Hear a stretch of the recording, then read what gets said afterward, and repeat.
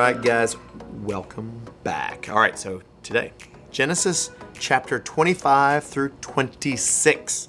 So we're still in the middle of this God building this nation, right? God's promise to Isaac. That's what we're talking about today. And we are using some things, I don't know if you can guess. Soup, a spoon, and a bowl. Can you guess what the story is? If not, stick around. Let's dig in. All right, in this covenant with Abraham, God promised land, descendants, so family, a lot of family, and a blessing to all the nations of the earth. Now, this is in Genesis 22, verses 17 through 18. We talked about that last week, so go back and watch that video if you've not already. God would keep his promise through every generation, choosing one person to carry the line until one day a child would be born into this family who would be the promised one, the promised Messiah. So God reaffirmed the promise to Abraham's son Isaac. Isaac was the next child chosen to carry the family line. See where this is going? So let's dig into the story, all right? Abraham's son Isaac was married to a woman named Rebekah. After like 20 years, they still did not have any children. So Isaac prayed and asked God for a child. God blessed Isaac and answered his prayer.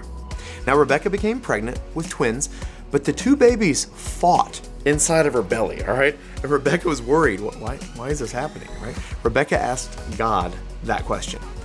The Lord told Rebekah part of his plan. God said, 2 people will come from you.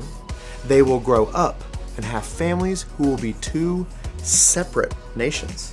One nation will be stronger than the other, and the older child will serve the younger.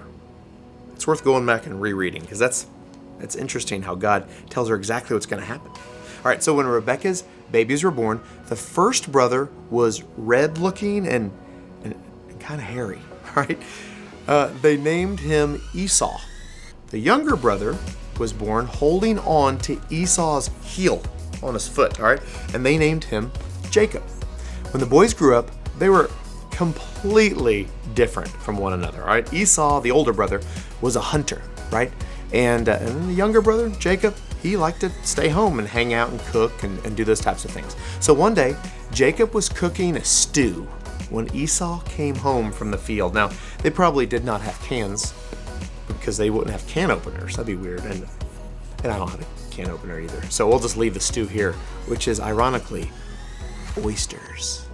Oyster stew. I don't know what they had. It was just stew and maybe just a bunch of fruit and vegetables. I don't know what he put in there. So when Esau came home from the field, he was exhausted. He said, let me get some of that soup, right? So the soup here in the bowl, and you can just kind of imagine Jacob standing there, kind of stirring right here. First, sell me your birthright. So the birthright was like a double portion of the inheritance that you would get. And it's like an extra blessing you would get from your dad, right? And a whole lot more money. So Esau did not care about his birthright. It's pretty obvious because of what he's about to do. So he agreed to give his birthright to Jacob for some bread and some stew. I sure hope it tasted a lot better than oyster juice soup, because all right, so here he is. Brother's like, sure, take my birthright. Take double the inheritance in this blessing. I just am hungry. I want some soup. So sometime later, there was a famine in the land, all right? Isaac went to Gerar. That's the place he went to, this city. The Lord appeared to Isaac and said, live in the land I will tell you about. I will be with you and I will bless you. I will give all these lands to you and your descendants. I will keep the promise I made to your father, Abraham. So God said he would give Isaac a large family, as numerous as the stars in the sky, and land, all this land for his family. All the nations of the earth will be blessed because of your family.